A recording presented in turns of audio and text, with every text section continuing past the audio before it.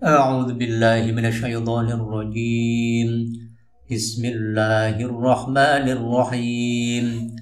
قل من كان عدوا لجبريل فإنه نزله على قلبك بإذن الله مصدقا لما بين يديه وهدى وبشرى للمؤمنين. من كان عدوا لله وملائكته ورسله وجبريل وميكال فإن الله عدو للكافرين. ولقد أنزلنا إليك آيات بينات وما يكفر بها إلا الفاسقون. أوكلما عاهدوا عهدا نبذه فريق منهم بل أكثرهم لا يؤمنون. ولما جاءهم رسول من عند الله مصدق لما معهم نبذ فريق من الذين أوتوا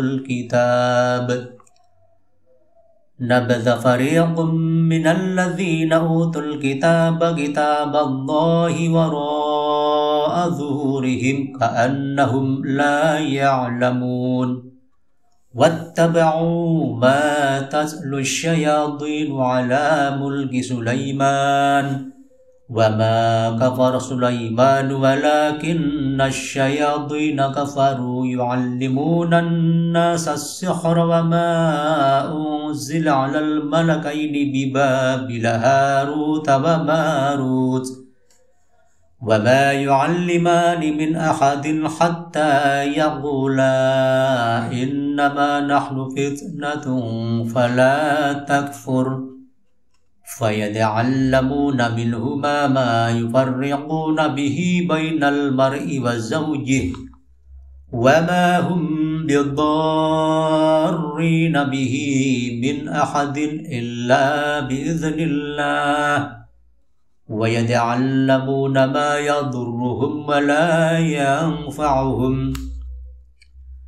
ولقد علموا لمن اشتراه ما له في الآخرة من خلاق ولبئس ما شروا به أنفسهم لو كانوا يعلمون.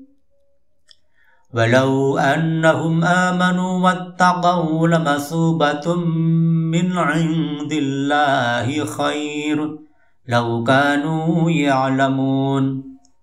يا أيها الذين آمنوا لا تقولوا راعنا وقولوا انظرنا واسمعوا وللكافرين عذاب أليم.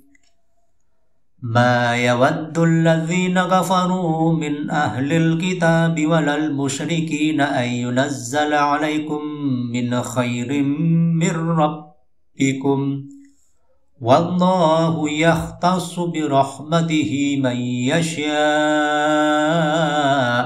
والله ذو الفضل العظيم.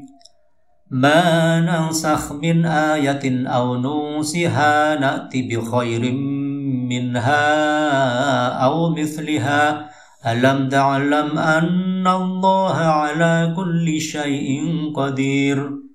ألم تعلم أن الله له ملك السماوات والأرض وما لكم من دون الله من ولي ولا نصير. أم تريدون أن تسألوا رسولكم كما سئل موسى من قبل ومن يتبدل الكفر بالإيمان فقد ضل سواء السبيل.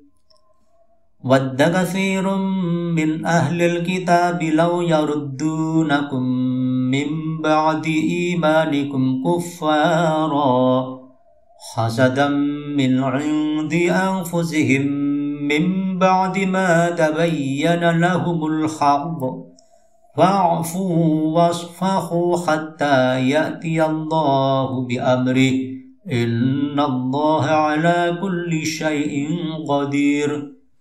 وأقيموا الصلاة وآتوا الزكاة وما تقدموا لأنفسكم من خير تجدوه عند الله إن الله بما تعملون بصير وقالوا لن يدخل الجنة إلا من كان هودا أو نصارى تلك أمانيهم قل هاتوا برهانكم إن كنتم صادقين بلى من أسلم وجهه لله وهو محسن فله أجره عند ربه ولا خوف عليهم ولا هم يحزنون